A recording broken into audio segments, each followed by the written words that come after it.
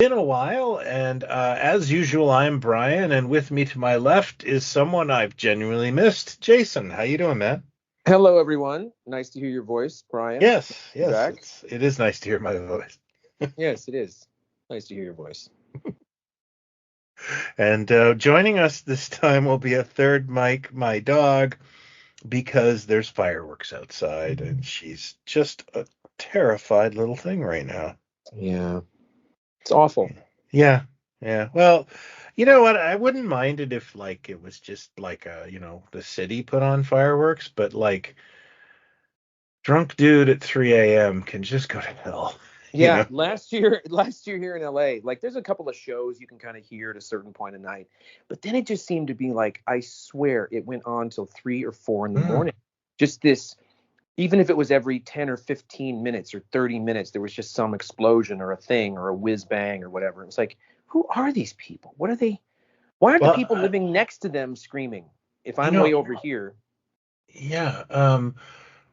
I've noticed like the last couple of months, I've occasionally slept on my back deck because Mm, it's really nice outside, mm. and I've had a lot of adventures on that back deck. Wolves, Ooh. fireworks at all hours. Mm. Sometimes not even on long weekends, like it's just Tuesday. Um, but mostly my neighbor's kids smoking bongs, Oh, which is an unpleasant thing to wake up to at 2 in the morning when they're hacking up a lung. But I guess that's where you do it. But yeah, it's really wow. interesting how many people just think fireworks like it's Tuesday. I don't care, and you're Yeah, just sort of like, it's November. yeah. Or did you find those? Like, what's Yeah, going on? exactly. And what's the occasion that you think that it warrants waking me up? I Yeah, want to know that. disturbing But people. yeah, I'm a jerk.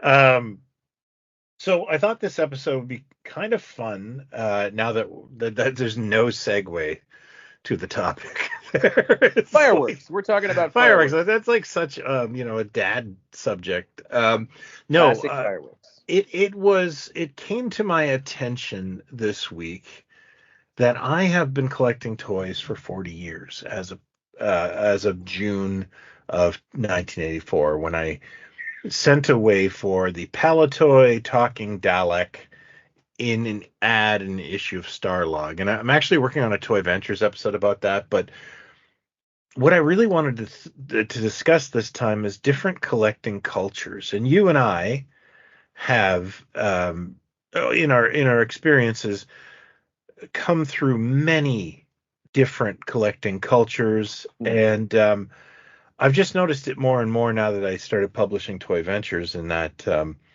have to join a group and sort of talk to people, and you realize like we're all the same, but we're not.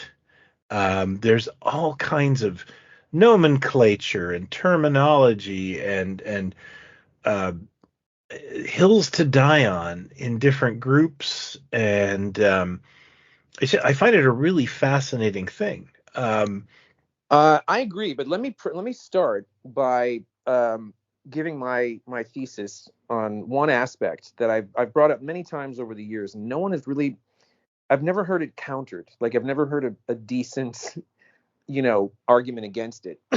um, this is not gospel. This is not across the board 100%. I'm saying this, but I will say that in my lifetime, whatever it is regarding collecting, it is a majority male habit.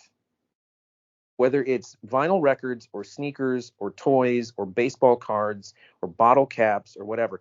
I know there's a ton of female collectors out there that collect loads of stuff, Mm.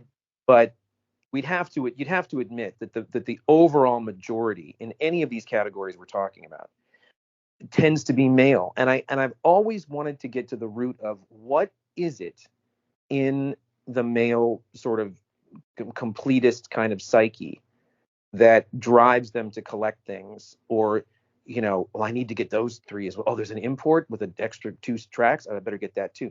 Like just being into a thing sometimes isn't enough. You have to have every bit of it, kind of. Oh, I And see what you're saying. You're saying that you're like I've known millions of female collectors. I don't think you would be able to find a lot of like Migos right now if it weren't for female collectors in the Okay, so 1970s. that's probably Migos. But if you just, Yeah, for example, if you but just I realize what you're saying, and if you just went on YouTube and yeah. started rounding up the top, let's say 50 or 60 Star Wars collector videos that are talking about Star Wars stories. Oh yeah, no, They're definitely, but that's a boys category, but right? But if okay, you yeah, looked up but the Barbie videos, well, if you looked up, let's say vinyl records, all right, you're going yeah, to no, find. I've got no.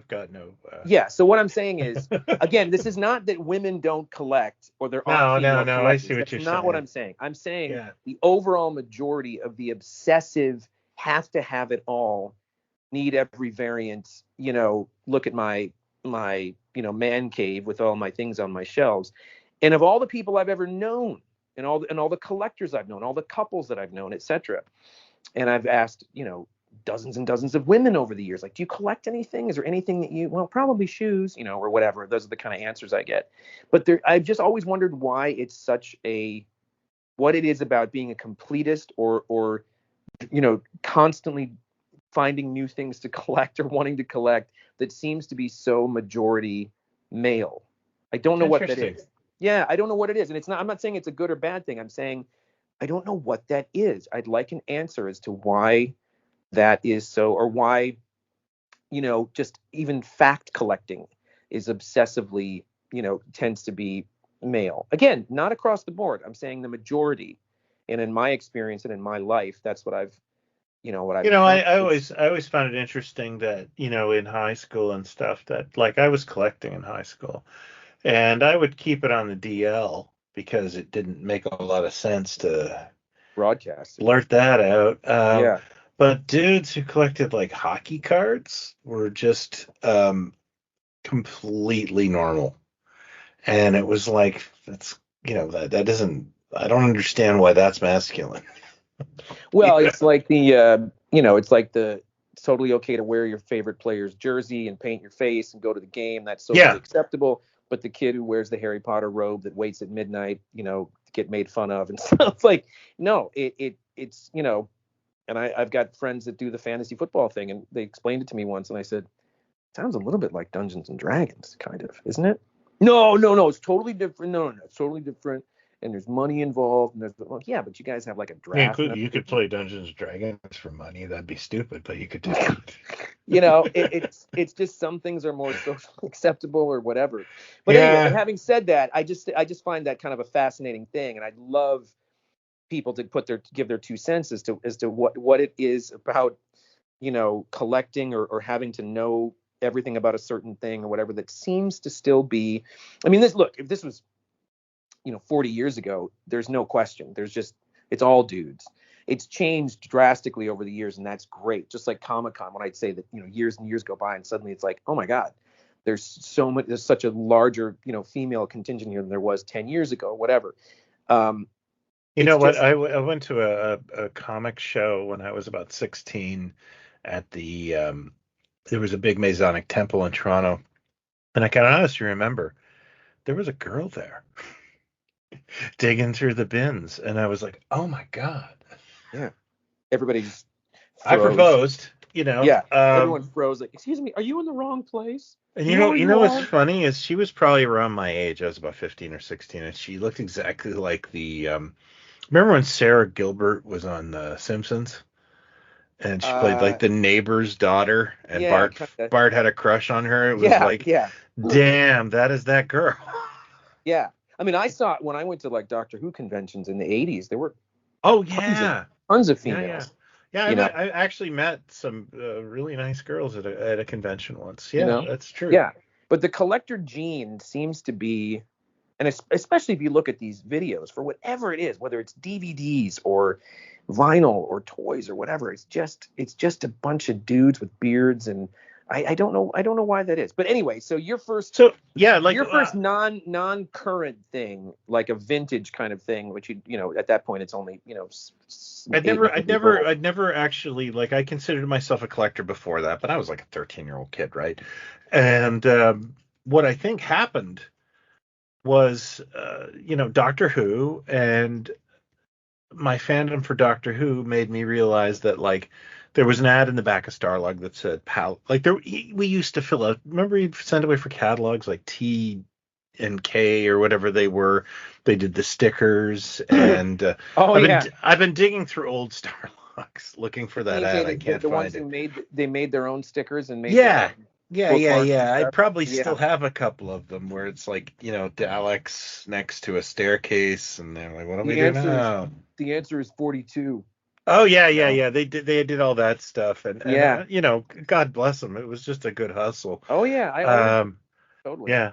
And by the way, an ad in Starlog, which probably produced 100,000 copies, was $33 for 3 lines back then. For 1 month, really? $33. Yeah, just for a 3-line ad. Oh wow. That's a little for like the mid 80s. That's I guess that's a little surprising, I but don't still know. that probably It's a did very classified well. ad. If they were national, they were international. And SASE, I will never forget SASE. Hmm. Discovering what that meant. I didn't know what it meant at Hmm. first. I had to discover what it meant. So my first venture into collecting would be, I think, the gateway thing, the comic book store. And it started very innocently that we had a used bookstore that, kind of slowly became a comic book store without ever getting rid of the used bookstore aspect of it. Yeah. And I'll never forget, like, I started taking the bus to another town to a comic store that's still in business. It was called Unicorn back then. Now it's called Worlds Collide. And that was more of a comic collector's shop. Mm-hmm. And I remember being gate kept there. Like, I would mispronounce an artist's name, and I get that from the staff, or, let me put that comic back in the bag, you amateur. Oh wow. And yeah, I remember being kind of a little snooty. And then, I don't know, a year or two passed, and I started to realize, like, oh, these guys aren't that cool. You know?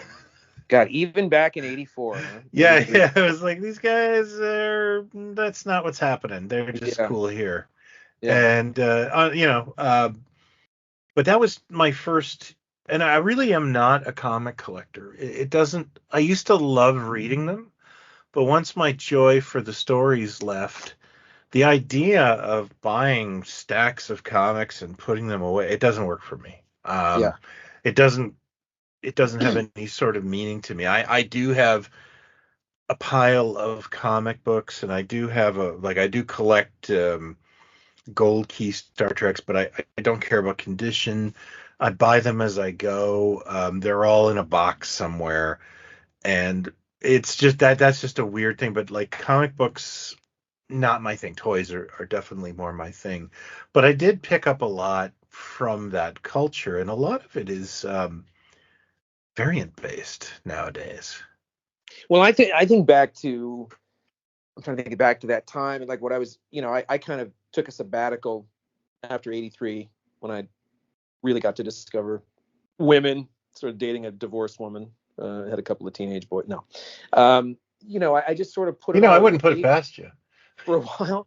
But although I did date a couple of women when I was still in high school that were a little older that thought I was like 21. I had a fake ID. I don't know how on earth I pulled that off, but I did. I was going to like fucking discotheques like on Let's Saturday save night. that for your spin-off show. Yeah, yeah, I should. Yeah, I was like hanging out at the bar, like got into this down the dance floor. I was like Denny Terrio. Um, but it was if I think about like current things, like Starlog was always a thing. I don't remember when it started, but I know like Starlog Famous Monsters, late '70s when I, finding the poster in Famous Monsters of Doctor Who, finding the article of Doctor Who was the only way to get any information. Finding the Pinnacle paperbacks like at B. Dalton, that was something you could find. The Target books hadn't made their way over. And then it was that time that a friend of my cousin said, well, there's a magazine.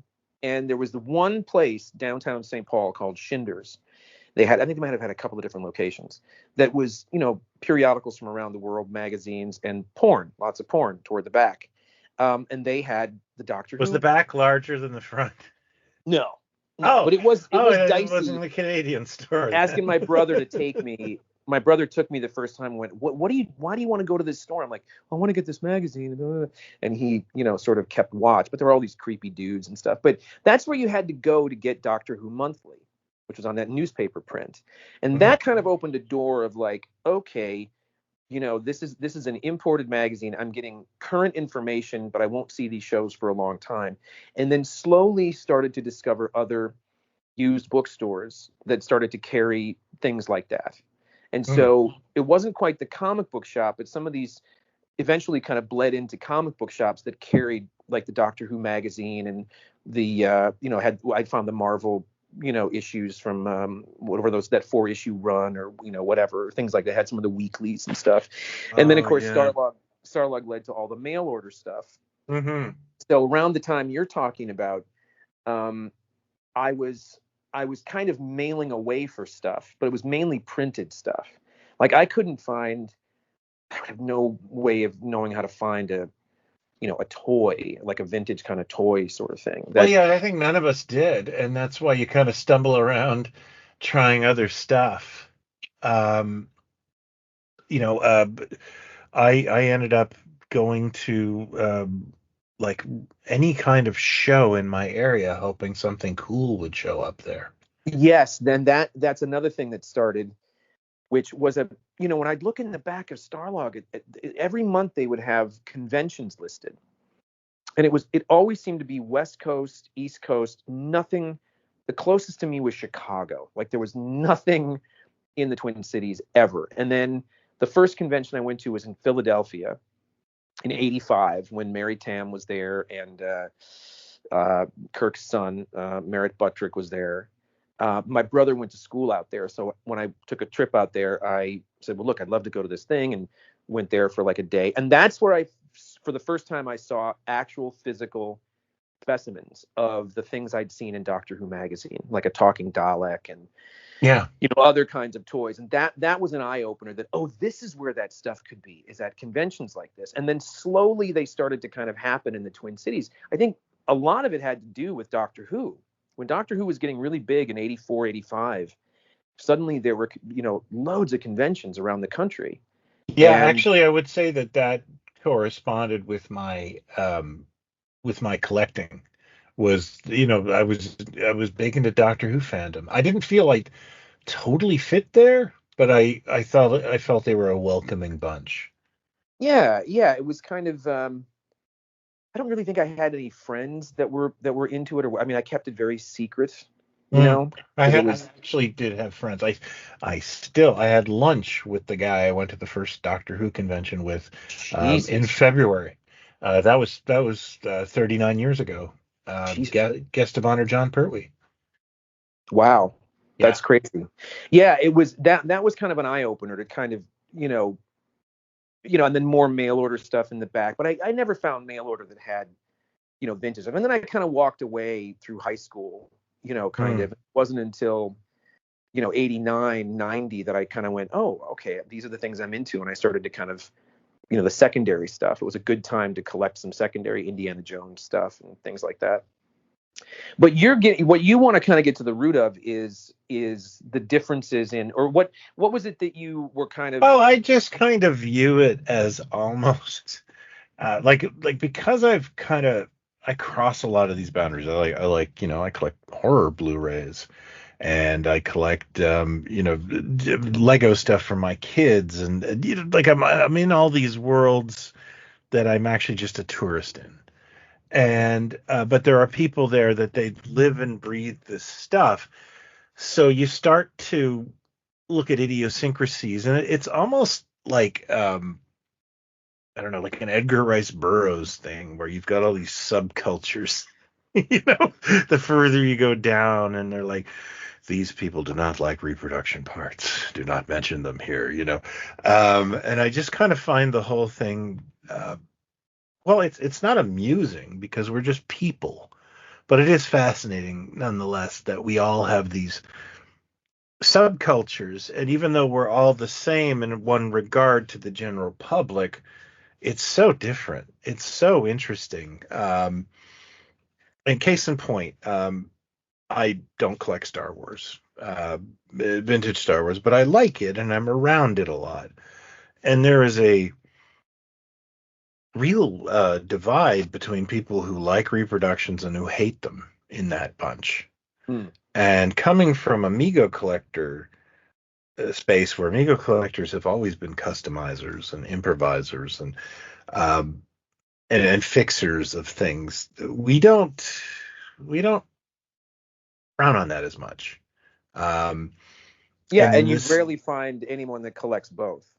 It's very divided. um, That mm, maybe in Star Wars, but in Mego, like, yeah, there's some no repro people in Mego, no, no, no. but I mean that I mean you don't tend to find people that collect Star Wars. That's their religion. That they're also collecting Mego religiously. you'd be Like, surprised. I think I might know most of the people who do that, but yeah, you probably do. But I'm just there saying are it's there are people that really are passionate about both. But I find it a very interesting, pardon me, dichotomy. The other thing that I wanted to bring up, and I got a lot of these, but grading.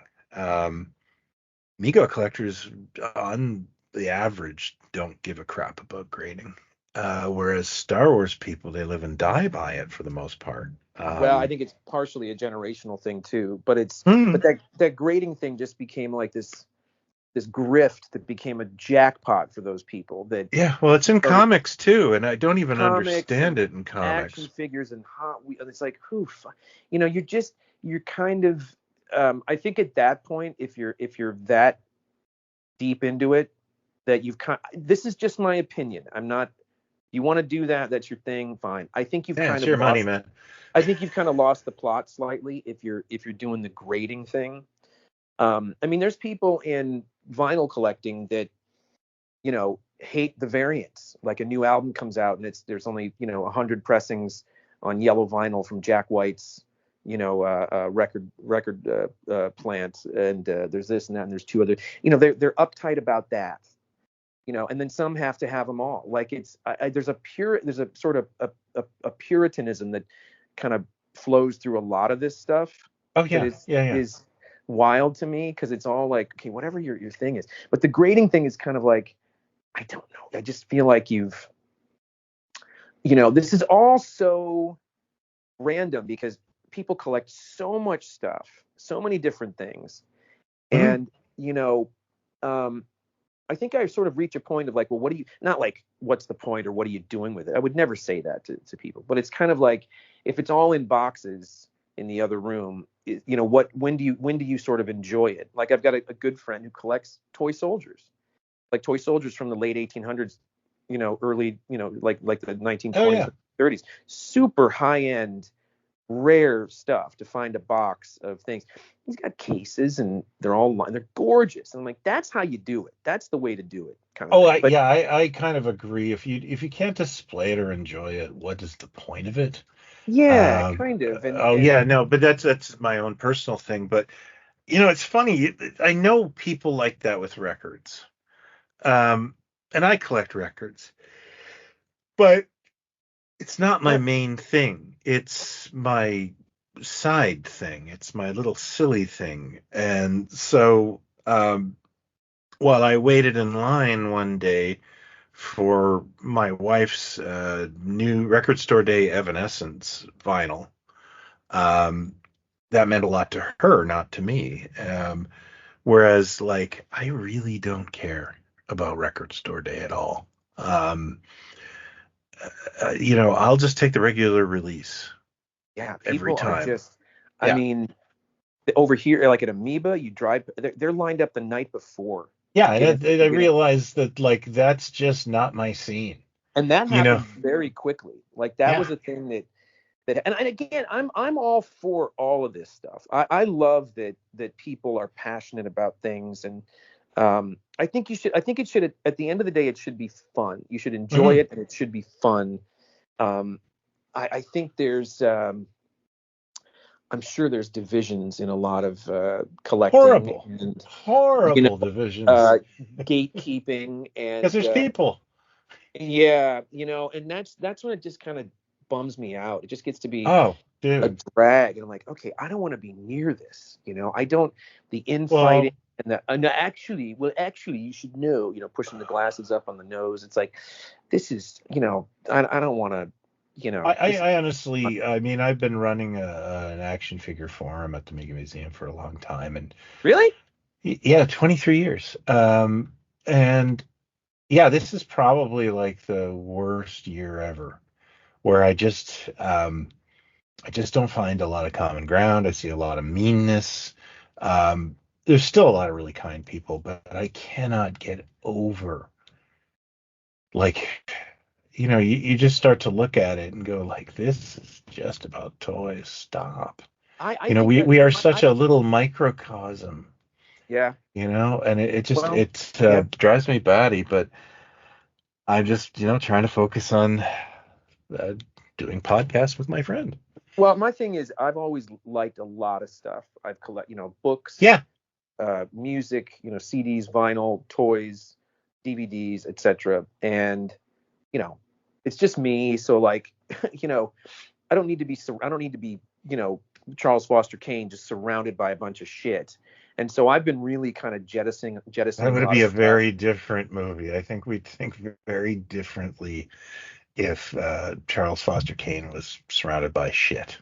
Yeah, not actual human shit. Yeah. I meant shit in the sense of stuff, basically. Okay. Yeah. Yeah. Yeah, just to be clear, if anybody was confused out there, I don't collect shit. That's the one thing I don't collect. But it's Rosebud kind of was like his it just crap. becomes like you kind of get trapped by a lot of it. It Oh does reach yeah, a point no, I where you get go, that. Yeah. you don't want to, and it's like, um, it's a danger. I mean, I just think a lot of these videos I see on YouTube, certainly a lot of the discourse I've seen through the years about just, I mean, there's some people that just, it's not, what I'm trying to say is like, I've got categories. Like if I see something cool that I might want to have, I'll go, oh yeah, that looks really cool. I'll get that. I don't go, I've got to get the other 10 things in that line. Oh I'll yeah, go, yeah, yeah, yeah. that's a cool thing. But there are people that, well, I only collect this and, GI Joes and then Masters of the Universe and some Hobby, and that's it. And then it kind of like, oh, when did you get that? Well, this is a brand new thing. And it's like they can't stop. They suddenly, the categories keep opening and opening and opening and opening. And it's like, that's when it kind of becomes like an addiction to me. And there doesn't seem to be a balance. And a lot of what I've seen like the last 10, I don't know, 10, 12 years, it seems like it's, and also a lot of like, look what I got. Look what I just got. There's a lot of that stuff I see in different groups, and certainly the Yeah, videos, you especially the and I guys are that, both like been here since the 80s though. So we've watched, wouldn't it be great if somebody, did this or that to the point where that we were being catered to? And I don't know if a lot of people have that luxury.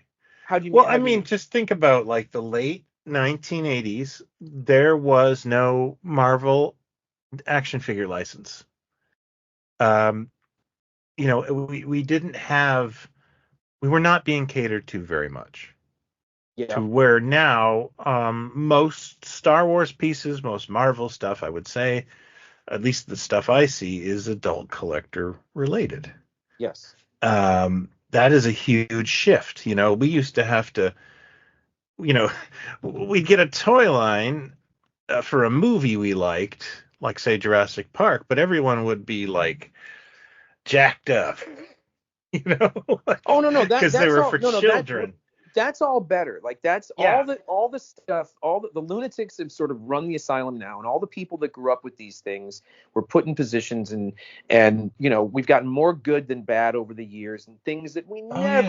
never thought we'd get. And Biff Bang Pow did a lot of that, where like brought things to life and fruition that nobody ever thought was going to happen, and those things wouldn't have started to happen if the culture wasn't changing and cult wasn't becoming more of a thing and DVD markets hadn't changed and things that failed when they came out sort of were resurrected and so on. So all those planets have lined up, and we're spoiled for that stuff. But you also get, an embarrassment of riches, and still it's not enough Oh for a no. lot of Yeah. people. And still I it's like, one of my biggest things with action figure collecting in general is a company will put out a wave of figures.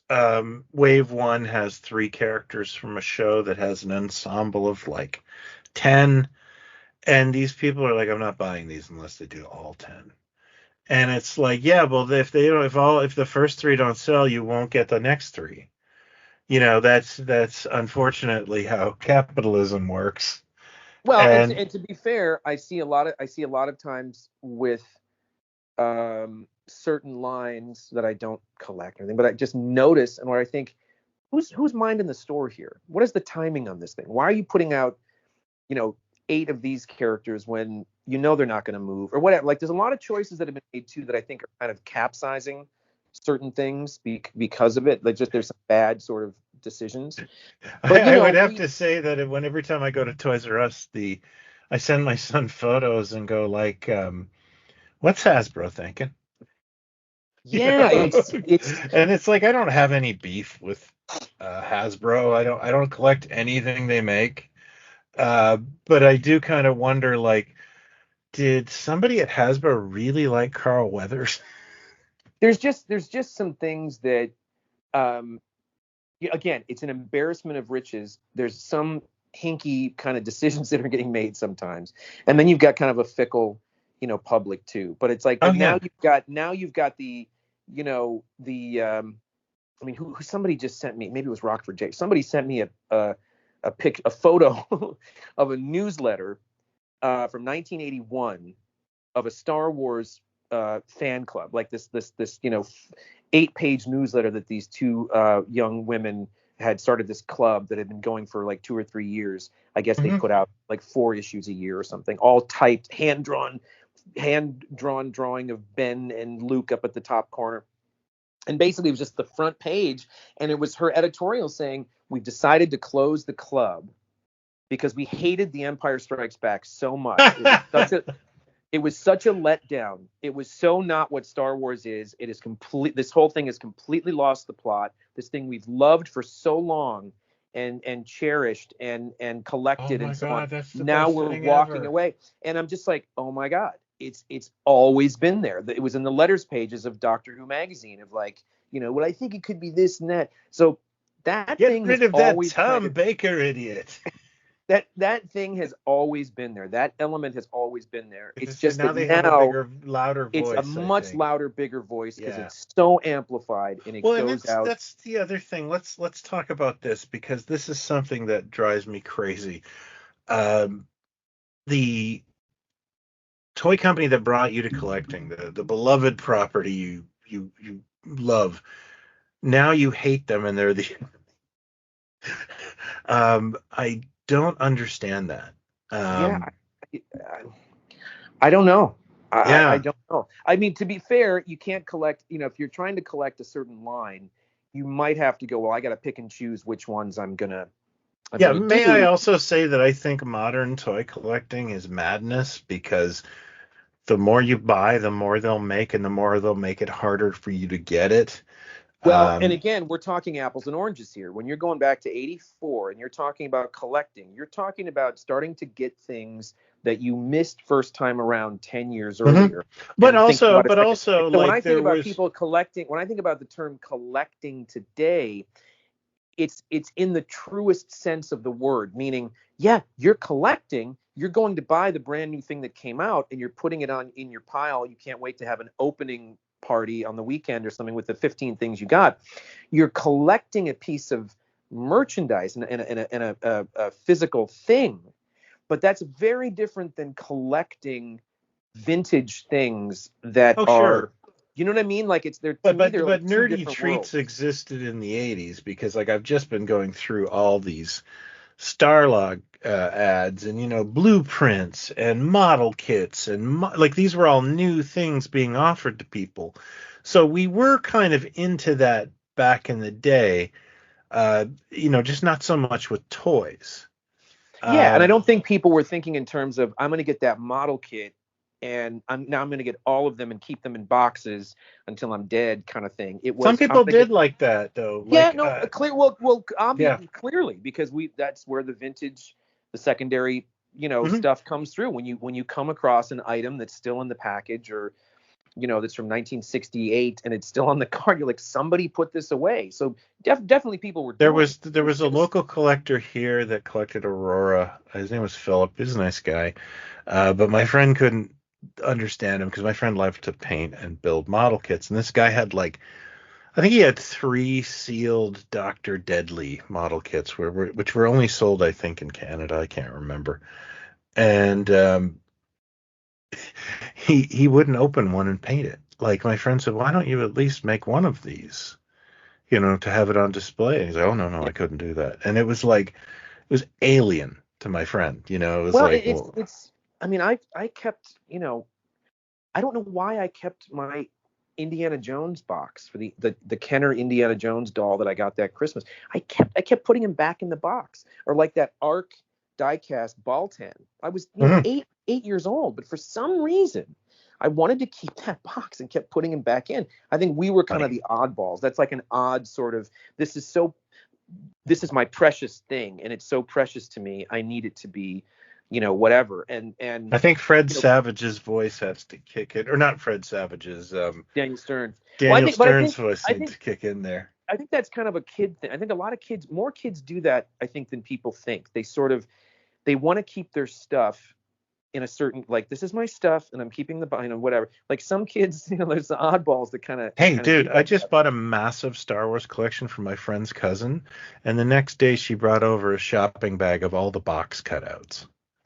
Well, see, yeah, there you go. Yeah. I mean, And you know what? One of the box cutouts was like the rarest, like Canadian Star Wars toy. It's that Palitoy Death Star, but in the Canadian box, which yeah, and it was like, like, it's kind of like if she hadn't, they're yeah, sorry. there was also that Starlog, when Starlog was publishing books, like the Hmm. special effects book Oh and the yeah, Star yeah, yeah. Collectors. I think that's There was mostly that. like Steve Sansweet's It collection, isn't was, it? yeah, it was Steve Sansweet, and that was a big eye opener for me to, um, an awareness. Like I always talk about that big Buck Rogers collection of comic strips. In the back, it was from 74, 75. I think the forward was by Harlan Ellison, and in the back, 4 or 5 pages were black and white photographic shots of Buck Rogers merchandise from the 30s, like the Yeah. disintegrator gun and whatever. And I was like, what is that? And then there was a book that came out in '89. I think it was Tomart, but it was called Space Adventure Collectibles. Do you I remember have that book? that. I have it. I have it still too, because Yeah. that thing, It's on my nightstand. I was looking that through it the other day. that book and the It's a Small World catalog in '90 Oh yeah. were the two, that was the internet of that time, Oh where yeah. Yeah, yeah. you had awareness of what was out there that you never would have discovered, otherwise. I'll go back even further. There was a book about Popeye that came out in conjunction with the Robin Williams film, and I got it. I was like that. I liked that movie, and I always liked Popeye, and I loved this book about the history of Popeye. But That was one sale for that book company. yeah, yeah, yeah, yeah, Sold yeah. one No, book. oh, I think that book sold well because it was a great book. I mean, it wasn't about. It had nothing to do with Robin Williams. So, but the my favorite pages in that were the merchandise. It Yeah, was because just otherwise, amazing. where would we have seen it? Yeah, It's like yeah. that Space Adventures one was just like page after page after page of like, oh my God, like it's all here. He's got Dune stuff in here. He's got Buck Rogers stuff in here. And Mhm. that's when and then I think a lot of education came from the toy shop paper as well, Yeah. because that was just like a glut of information every month, and especially in those, when those guys like Toys and Stuff and some of those other guys would take Oh, color yeah. two Toys and stuff in page California, right? yeah, they would do like a 2 page color spread in the Oh, middle of the yeah. paper, and you're like, oh my God, there's a Turkish Star Wars board game. I've never seen this before. Weird stuff like that. I And that bought the all, 12-inch Captain Scarlet off a Toys and Stuff ad. Off, yeah, I his think his stuff name was, was Tony. he He was, was a I think he was British I think British British guy. guy. Yeah, he was Yeah, yeah, really yeah, expensive, really yeah. expensive. But I remember I that was that called him once about some fist fighters. He's like, "Oh, I'm sorry, Mark Huckabone got those." that fucking guy. But Yeah, I that was where the talked to him education today. that was where the education came from. Like that was, and I still, if you said, would you like a room full of this stuff or photos and books of all that, I would take the books, because I just Mm. love, I love seeing the thing and being educated on, when it existed and where it came from, and, the artwork on the packaging and all that stuff. I love that stuff. But, the internet, again, this amazing tool that changed everyone's lives and has brought us closer together than ever before. And boy, if you're into freaky deaky, sexy stuff with a giraffe or whatever it is, you don't have to put an ad in the back of the jazz mag anymore. You can just find somebody on the internet that is a like-minded person, and you can have lunch or whatever. All of that is good and That's bad. what I do with my fetish group. In We have so many lunch. ways, it's good and bad, where everybody's connected and you can find these. And of course, eBay was a huge thing too. But I'm not saying it took the fun away of hunting or whatever. There's still, but I think but you do really see the sharp sides of it, right? A case in point, Blu-ray collecting, which is something I love, but I'm very casual about. As long as I can watch a copy of the film, if I missed out on the Tectonic Suitcase edition, well, it's fine. I I'm not keep in. I'm not. precious. I'm very rarely going to get the backstage pass on a movie, especially like the crap I watch. Um, but I was really interested in this whole war about slipcases recently, where like people were getting pissed off that they didn't get an exclusive slipcover, and uh, I was just sitting there thinking, like, I don't even know where half the slipcovers for my Blu-rays are. They don't mean anything to me. They sincerely don't. I don't, I just find them kind of interesting sometimes. Yeah. You But know, but again, you're talking about, again, this is why everybody's kink is whatever it is. And like, you don't care about those, but man, there's a whole, I mean, there's a VHS culture that's like, oh yeah, I no, just saw no. a tweet about a guy that was went to like a video, I don't know what kind of show this was, like a convention type thing. And this dude was doing VHS burns of movies. Like he did a VHS burn of Seven and made a custom slipcover. And they were selling, like Matt, like people, like I'd like to get I'd like to have Seven on VHS and put it on my, it's, and I love all that stuff. I love that people, get into that stuff. But there's I think part of the accessibility of all of it, that it's this constant 24/7 thing. I think it has kind of turned certain elements into, I mean, there's always been comic book guy type characters. That's where the character came from. They've always been there. But You know what? now Actually, I think they were the pioneers of it because they didn't care what people thought of them. They were, So but I'm saying the guy that corrects you on the pronunciation said, well, actually, that's not where I really would like to find. They've always existed, but now they are legion. I mean, they have multiplied to such a degree that it's like it's so actually, it's so hard to find anything positive. well, It's hard to find. That's the part that really drives me crazy. It's hard to find a video about a movie that goes, this is actually, I really like this movie and whatever it was, without somebody going, total studio sellout, you sucked up and you said how great it was. It's like, fuck, what is the point if it's just all this clickbait, how awful everything is? I get to do the grand announcement occasionally for like Mego and other companies and showing off their figures, and I didn't make any of these things. My hands did not touch them, but sometimes, yes, oh yeah, but sometimes the item looks good to me. I go, well, anybody who has a problem with that is being a knob. That looks really expectations met, and it's not because I have some love for the character. Half the time, I don't even like the character but that much. Let me guess. You say something like that, and you get accused of either you don't know what you're talking about. Oh no, I don't even usually conjecture anymore because I'm a shill. Um, I don't know why I shill for anybody. But It's not like. that's the tribal thing, and that's with every. Oh yeah, I'm not a true fan. Let's take it to politics without getting specific.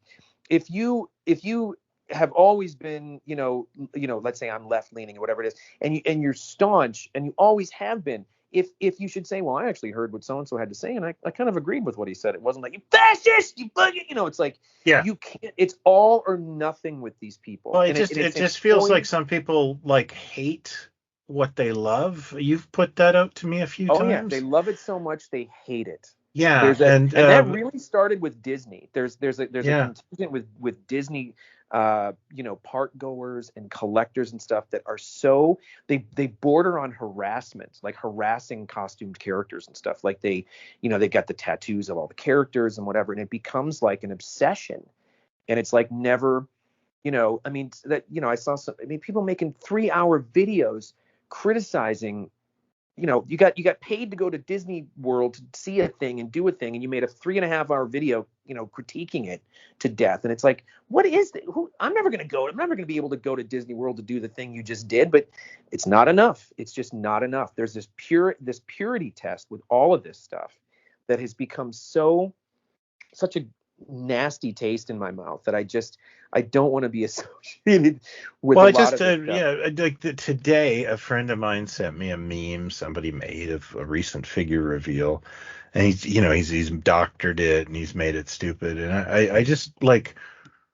I just said to him, I was like, nothing seems to ever please anyone. Like this guy's always got a nitpick.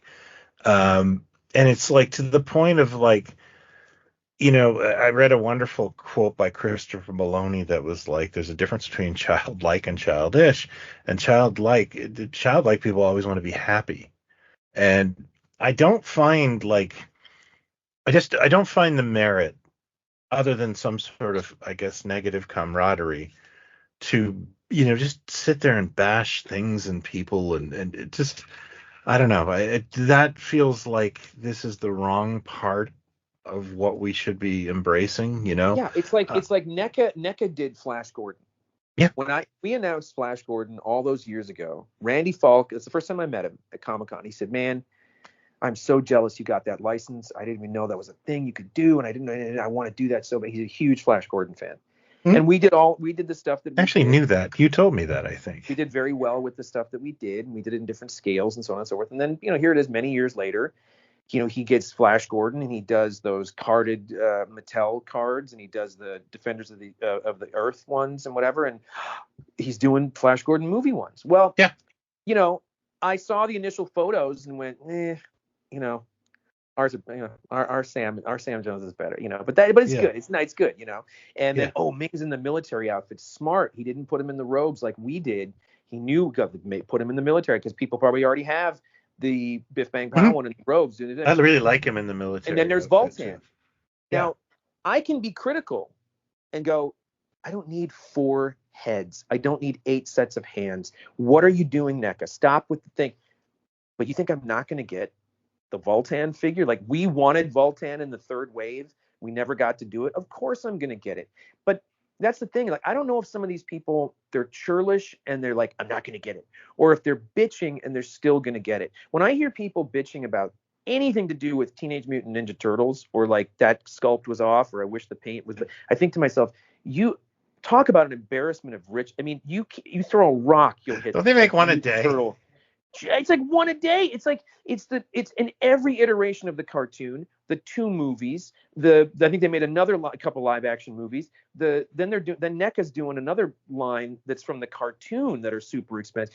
How much more can you possibly have? And you're still complaining that when are they going to do this one? But Well, it's that I thing. think recently somebody I know, and I think it was a mutual friend of yours, posted a turtle and said, "Oh, well, they totally screwed this up." Fucking hell. And if you held a gun to my head, Jason, I wouldn't know I what they did mean, wrong. it's like and it reminded me of and I learned it very quickly, and I engaged for a brief amount of time when we started Biff Bang Pow, very briefly, and I learned very quickly to step away. I want nothing to do with this, Oh yeah. because when you show photos of the brand new wave that we're taking orders now, it's not coming out for 6 months, but here you go, and the third comment down is, great, when are you going to make this character? Oh yeah. So when are we going Yeah. to see this? You go, Oh yeah. you, dude. You are everything I hate about this stuff. But there's a lot of that. Like, well, that's pretty cool, but they better do this. And a lot of that is like the one-upmanship, same as the guy behind the counter at the comic book shop that's going, well, actually, what they need to do, what they really should do. And you want to go, oh yeah, you You thought of that before. I agree, and You I thought of that before disagree. anyone else. You get the Oh, I Blue know. Peter badge because you thought of Oh, it yeah. before anybody else thought of it. But it's like you don't even get a chance to embrace the thing and go, my God, they're giving us. I'm making Oh, this yeah. up. No, I The always Last love to Starfighter. take a. They're really Yeah. doing the Last Star. Oh my God. You're gonna have 10 guys come out and go, well, they shouldn't have led with that character. They should have. And it just becomes like you've sucked all the energy and fun out of the room for everybody else, kind of, Well, And they try to, and that's the part I just don't get and that's one thing that drives me crazy in collecting circles. It's not that people bash figures. I've grown deaf to that at this point. Everyone's got an opinion. It's fine. It's when someone buys something, and I've seen it, like where somebody's buying a ridiculous Mego figure that another person is offended by because they didn't get their choice. And then basically the person goes, "Oh, I'm so happy I got this Tootie," which I don't think has happened, but I'll just use that as an example. And then the person below will go, "Well, that's a piece of crap." And it's like, why would you do that to another human being? yeah, it's like if you Why is your anger more important than their happiness? That's the part that I just want to go, I think there should be an open-handed slap internet response. Like, but it's also like would you, if the person posted a picture of their new haircut, would you go on there and go like, this looks stupid? It's a terrible yeah, haircut. yeah, yeah. If you Yeah, did, what's wrong with you? You know what yeah. I mean? Like you'd go, well, I mean, I think that answer still goes with toys. Like, look at my new toy, and they go, stupid. You can just go, what's wrong with you? Like, did It's just mommy not love you? there's a You lot of like stunted, Well, I that's the think, thing. There's a lot of broken toys, but toy emotionally collecting doesn't stunted. have toy collecting doesn't have a type. Maybe it is predominantly male, and I'll give you that because you may be onto something there. Um, No, it is. I know I'm right. No, I'm yeah, saying collecting. I'm saying collecting anything. The collector thing, to want to have one of each or whatever it is, seems to be a predominantly male thing. Like I think think of anybody who's an authority on baseball cards or vinyl, whatever. Any of the just go through the videos. Like I watch one dude who does vinyl ones, like Beatles ones, about different. It's everywhere. There's something male about I don't know. collecting. What's weird is my wife watches a lot of collector YouTube. I don't, and she watches the predominantly female ones. Okay, I'm So telling you as a fact that it is predominantly male. I know there's women out there. I know that, but I'm saying it is a collecting yeah, thing. I In would, I my would, I would, lifetime, I in my wouldn't. entire lifetime, I have never met a woman in my lifetime Would you that collects the concede way to I have. 30%? That is collect the way I have. I've Would met you plenty of female concede to collectors. I've never 30%? met anyone that collects the way I do. That Would you collects concede? and Okay. alphabetizes and needs to whatever. I've I never I met anyone personally have that never collects met like that. me either. So, I've personally never met that. I'm saying that okay. there are collectors out there, but it's a different thing. It is a very, whether it's autographs or whatever, that you just, it tends to be a sea of dude faces with all this. And I'm not, it's not a, it's nothing, it's not, it's just an observation. I don't know Yeah. why that is. I don't know why men like collect sneakers, like it's predominantly a male driven thing, it could be Swatch watches. I don't know. There's plenty of women that collect. I know that, but there's something about, and I think part of the, I'm trying to tie it into, maybe it's a competitive thing. Maybe there's some kind of competitive thing there of like, well, I've got to get all of these because I know a dude is also trying to, or whatever. And you certainly could think that by looking at a lot of the videos and a lot of the comments and a lot of groups where it's like a competition. It's a constant competition with who can get what first and who has the most and whatever it is. And I think some of the vitriol, it's a very male thing too. Those kind of responses, that kind of, I think I sort of. might know why it's so male dominated, and that would be because I think there was a social acceptance to like die-cast cars and stuff Yeah. among men. You know what I mean? Like Yep. cars were seen, and when I first got into toy collecting, my gateway toy shows, they were all, die cast. Um, I was the new breed, not looking for Dinkies and Corgis and Matchboxes. I was looking for Yeah, action figures, and a lot yeah, of the times the action figures were at the bottom of the table. yeah. I don't remember like when that sort of changed, but I actually went to even. I actually come to think of it, I went to a toy soldier show with that friend. I No went, way. yeah. And the only women that were there were the Well, wives of the guys that okay, the women at wives of a the guys toy. that ran the Yeah, tables were the yeah, only yeah. women there. It was But it was if you go to a horror con or even a modern day comic con, you will definitely see. I would say 30% ladies. yes, oh absolutely. 20 Yeah, 25 30% female, exactly. But yeah, then if I yeah. went to poll them, if I went to poll them versus all the dudes, collecting wise, I bet you would find that the dudes are more obsessive about what they collect than women. I don't know why that is. I don't know what it is, but I think there's a competitive nature to it. There's Yeah. kind of like, well, I got to get that. Well, I definitely got to get that, you know. And Well, I won't pretend I don't have that urge, that itch. well, but I, you're not. But but you wouldn't. I mean, to compete with someone else to get something. You mean? well, I mean, it depends on the item. Not that I don't want that person to have it. I just want me to have it. Right. So You're not, if I that can get person's got it. competitive, and yeah, if that person has it, uh, well, if that person has it and they don't want to sell it, I won't bother them. I will say, hey, if you ever sell that, keep me in Yeah. mind. That's it though. Because I have people pressuring me all the time, and some people know how to walk the walk and build a relationship, and other guys send me gifts of money like I've never seen, $500 before, and it's like, oh boy, you got no game. Uh, Wow. you know? Yeah, I mean, I'm sure there's an element. I don't know what it I don't know what it is, but there's something. God, when I think about a comment like somebody saying, "Look what I just got," 2D or whatever, like stupid. Yeah, Like what yeah. the energy it took you to put your fingers on the keyboard to even do that. Like what is that in aid of? I don't know, but there's something very childish about a lot of it. Yeah, Though take that that element doll you bought. that's there. Like And here's the other thing, and this is a weird catch 22 about this, I think. And this is a good thing, and I think it's also a sort of not good thing.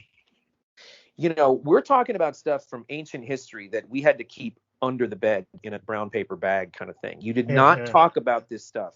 The first rule How of, did you know about those magazines? first rule of Geek Club is you do not talk about the shit you're into, whatever. Okay, yeah, for But the then Star Wars, I something guess. happened, I would say in the mid 90s. Of course, the toy magazines have been going for a long time or whatever. But I think when the first prequel kind of came out, and the internet was really becoming a thing, people were finding each other. It became far more socially acceptable to go to a toy store at midnight to get your toys Well, as a I grown think that was social proof right as there. a grown up, and it was Yeah, like, you oh, so started to this is realize like that looks like me, and I like that yeah, stuff. Yeah, I could see that.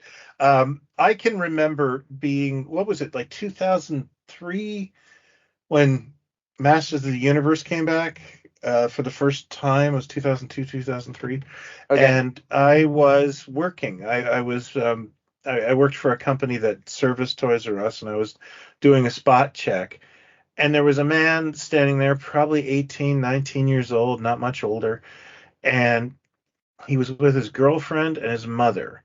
And he's like, "Oh my God, He-Man! Oh, I've got to have it." And then he's like, "Oh, but there's Skeletor too." And his mom and his girlfriend went, "Oh, just get them both, sweetie." And I wanted to just, yeah, it started to, I hate you you know accepting people. it something happened in the 90s where it sort of became, the geeks won kind of. I'll Oh never yeah, forget. I Never don't know forget why I this was mad. editorial in, not an editorial, like an essay kind of thing, written by Mike Mignola. No, not Mike Mignola. Mike Allred. I Mike want to say Aldred. this is around Aldred? 97 or so. Mhm. And he wrote this thing about how, like, we are the pop culture elite. Stop hiding this stuff, because people got to realize. And this is before the first Watchmen movie. I mean, for the first X-Men movie came out, and before things Mhm. really started to turn. And he was saying, we buy comic books, but we're also buying toys. We're the ones buying the album the day that it comes out. We're seeing the movie, Friday, night showing the day that it comes out. We're getting this or that. We're not just doing this one thing. And I'll never forget that. It was like, God, he really kind of nailed it, because it was a pop culture thing, not just a comic book thing. And things were starting to change where all of that was going. I mean, I couldn't see the future, but it was like, once I came out of X-Men, I went, they got it right. Oh my God, they really did it. They nailed it. They got it right. And then the waves, kind of started to come. And now, it's completely, it runs so much of pop culture is run by the geeks and the people going to see these things and buying these things and whatever it is. So I think there's also this, the social acceptance has made it, wear it on your sleeve, but also kind of this, like, there's an entitlement that's sort of come with it too. There's an entitlement of, well, if not for us, this wouldn't even be happening right now. We're the ones that we made this happen, and these movies came out, and you better get it right when you're making these toys. And they do it in these videos where it's like, we're going to stop watching Star Wars if you don't get it right. It's like, really? Except that we all have different opinions of what right is. Yeah, if I said hated something as much as you hated Star Wars, if I was into a band and it let me down like the last 2 or 3 albums, I'd go, you know what? Maybe I'm not into Striper anymore. Maybe I should move on or whatever. Get into something. Don't talk crazy, man. But these people are just like, here we go again. It's like, why are you putting yourself through? And it just becomes a grift or just this ugliness. But there's an entitlement of, we own this stuff. If not for us, this stuff wouldn't be whatever. And how dare you come in and enjoy it, or you take it and do something. Look, I'm the first one to be critical when they get it wrong. I'll watch whatever they give us, but when they get it wrong, I will happily say that and go, they kind of fucked that up or whatever. But I'm not stupid enough to think we are living in a world where these things are happening. We're getting so much stuff. A Deadpool Wolverine movie is coming out. Like, this is crazy. Oh yeah, like, that is total fan wank. Crazy. And, yeah. Let's just enjoy what you like or whatever. But I think there's a little bit of entitlement that has come with a lot of this stuff, because, maybe it is slightly generational, or they weren't quite hunting the way we did or whatever. I don't know. I mean, I'd like to think there's more people that enjoy all of this stuff and buy it and dig it because they like it, whatever it is, than all this stuff that we're the different levels of. But it's like like that newsletter, the Star Wars, we're closing the club. Well, why?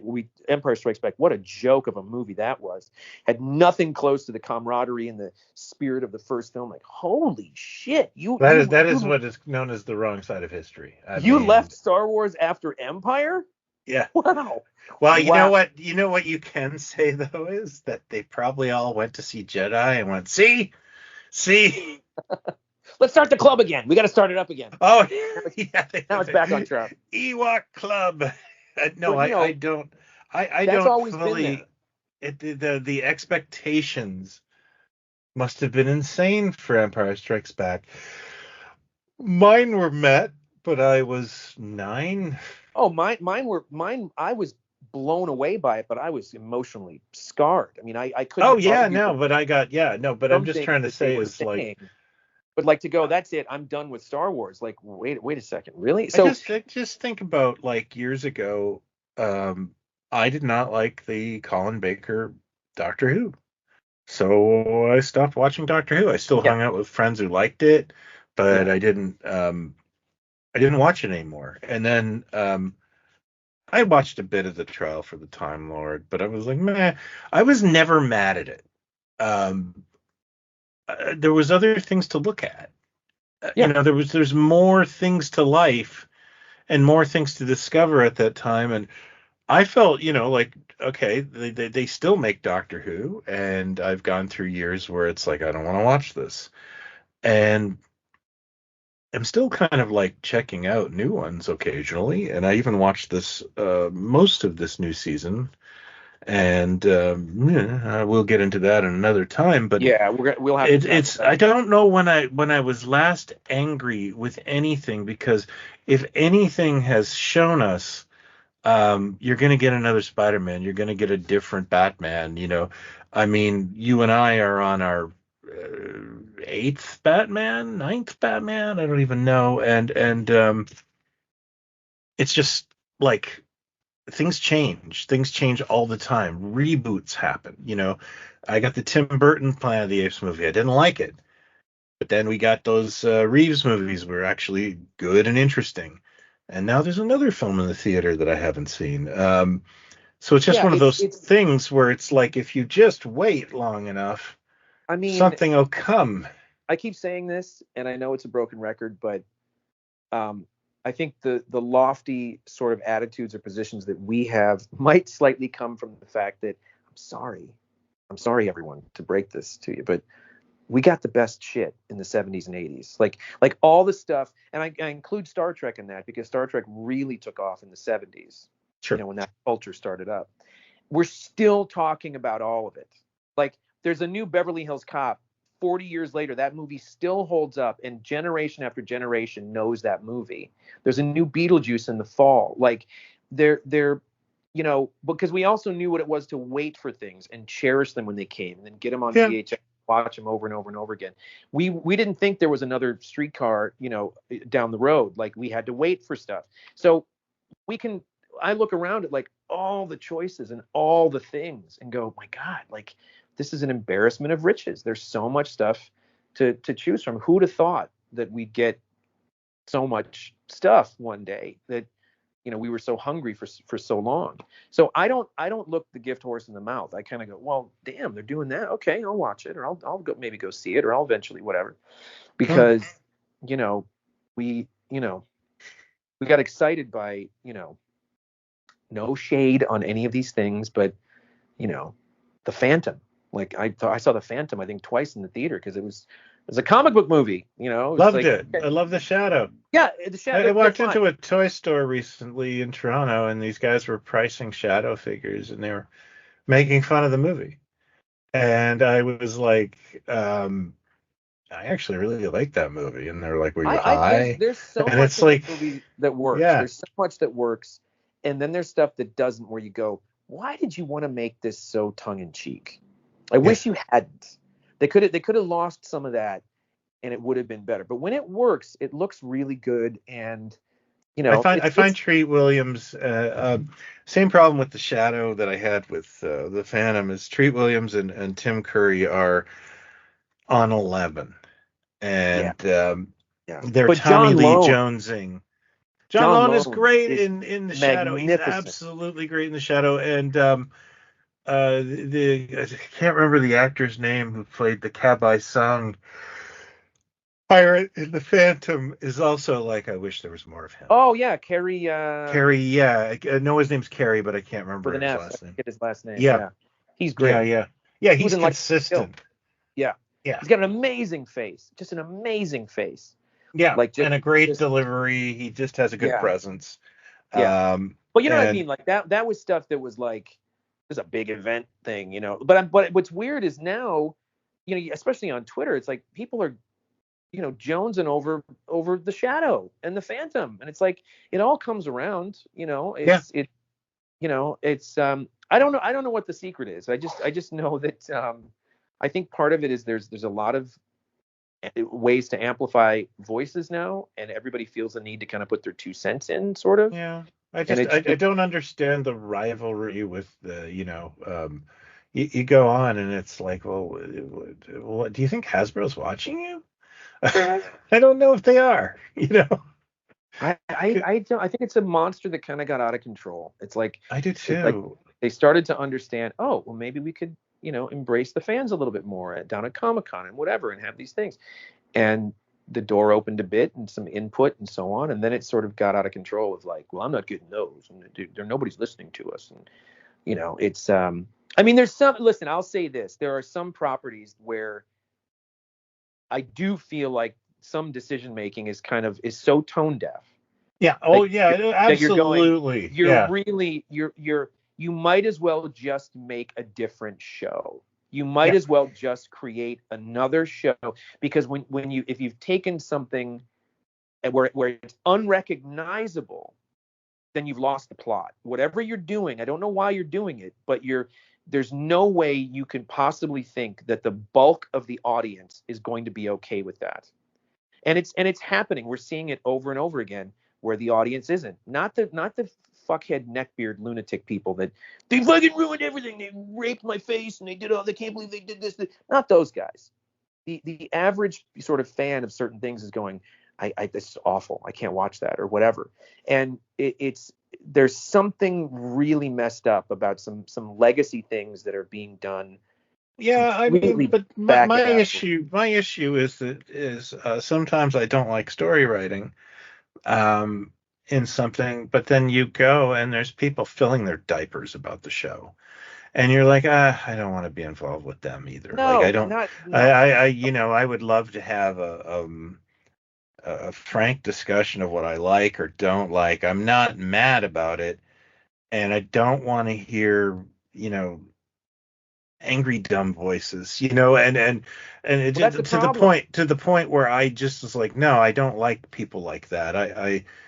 I think there's a lot of people being silenced by the people shouting. That's right, Uh, because be, they're tainting. The yeah, second you say, well, actually, I don't like it because this is what you're lumped in to this category, and that's really yeah. dangerous too. And those Where people are awful.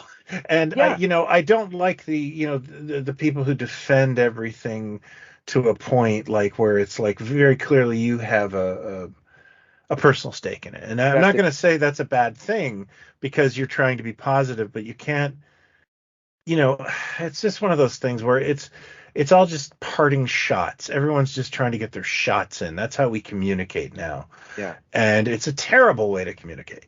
it is. There's no nuance. There's no Yeah, nuance of there's just being no able to nuance, say, there's no context. this is what I liked, this is what I didn't, and this is why, and it has nothing to do with any of these clowns that I are read screaming. everything online in two voices, da, da, da, and that's But see, this is why if I'm going to criticize something, if I'm going to say why I don't like it or whatever, I have to watch it. And so I've probably watched more stuff the last 10 years that I wasn't really into, or thought, okay, I got to Mhm. finish now. Because if the conversation does come up, I want to say, yeah, I did take the journey, and this is why I don't think it's good, and this is why I think that movie was bad, or whatever. And then the Yeah. next one might come along, and go, now that's more like that's how they got it right, or whatever. And it's all Mhm. opinion, get it? But there is a weird. I think it's getting to a point where it's antagonistic. I think it's getting to a point with some of these things where it is Where people very calculated to get those neckbeard dudes to go ape shit. Like some choices are being made to go, this is really gonna fuck with these guys because some of it is just and it does the trick. It's red meat. It's absolute red meat for them. Oh yeah, there's a couple of times where something's been said or done, and I go, "This is just for backlash and clicks."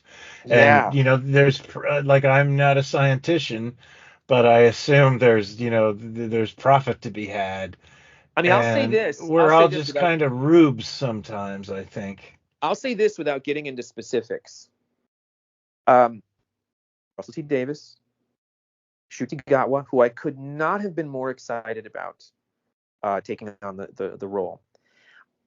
Every article, every interview, every time RTD was in front of a camera, I have never seen a property go out of its way to antagonize the fan base more than what they did when they Yeah. brought this thing back. Yeah, we should probably break this down, but I told a friend of mine I feel like I'm a victim of friendly fire. Yeah. And What is I was on board, dude. Like I sat through all Torchwood. We're what cool. is this in aid of? What is Yeah, what is what is telling the I don't know. audience if you don't like it, then go outside and touch grass, whatever. What instead of and also, and I noticed this with other shows too, where I'm going, there used to be like a system in place of PR where like any statement you make or any tweet or whatever it is, they're gonna go, listen, what are you gonna say?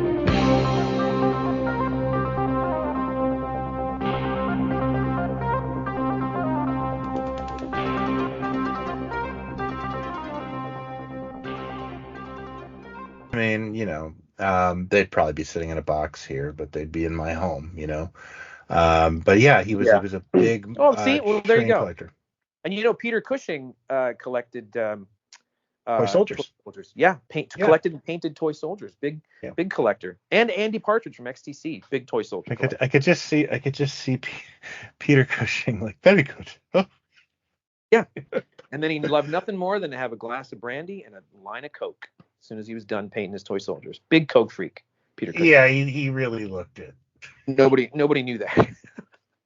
All right, there you go. That's welcome back. There's the return of Pod Stallions. I can't wait to get the letters come flooding in on that one. Yeah, we get a lot of letters, Jason. Yeah. All right, good talking to you. Enjoy. All right. Take care, everybody, and talk to you in a couple of weeks. Cheers.